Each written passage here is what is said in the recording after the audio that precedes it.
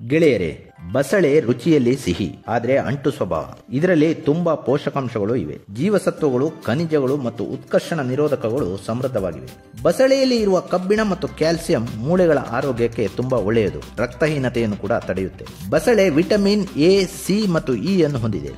ಆದ್ದರಿಂದ ಆರೋಗ್ಯಕರ ಚರ್ಮವನ್ನು ಕಾಪಾಡಿಕೊಳ್ಳಲು, ರೋಗ ನಿರೋಧಕ ಶಕ್ತಿಯನ್ನು ಹೆಚ್ಚಿಸಲು ಮತ್ತು ಕಣ್ಣಿನ ದೃಷ್ಟಿ ಹೆಚ್ಚಿಸಲು ತುಂಬಾ ಉಪಯೋಗವಾಗುತ್ತೆ. ಕಬ್ಬಿಣ ಮತ್ತು ಪೌಷ್ಟಿಕಾಂಶಗಳಿಂದ ಕೂಡಿರುವುದರಿಂದ ಮಕ್ಕಳು ಮತ್ತು ಗರ್ಭಿಣಿಯರಿಗೆ ಬಲು ಒಳ್ಳೆಯದು.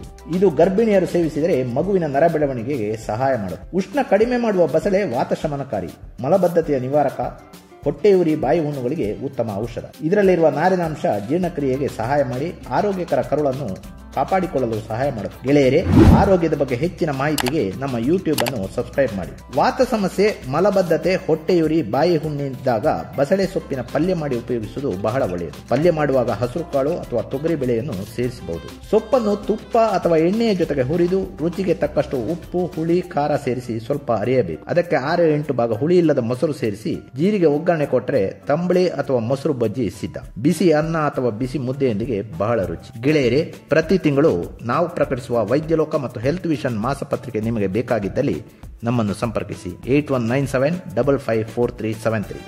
ದಿಢೀರ್ ದೋಸೆಗೆ ಎಲೆಗಳನ್ನು ಮೊದಲು ಬಿಸಿ ನೀರಿನಲ್ಲಿ ತೊಳೆಯಬೇಕು. 1 ಹಿಡಿ ಬಸಳೆ ಸೊಪ್ಪಿಗೆ 4 ಹಿಡಿ ನೆನೆದಿರುವ ಅಕ್ಕಿಯನ್ನು ಸೇರಿಸಿ ರುಚಿಗೆ ತಕ್ಕಷ್ಟು ಉಪ್ಪನ್ನು ಬೆರೆಸಿ ತಿರುವಬೇಕು.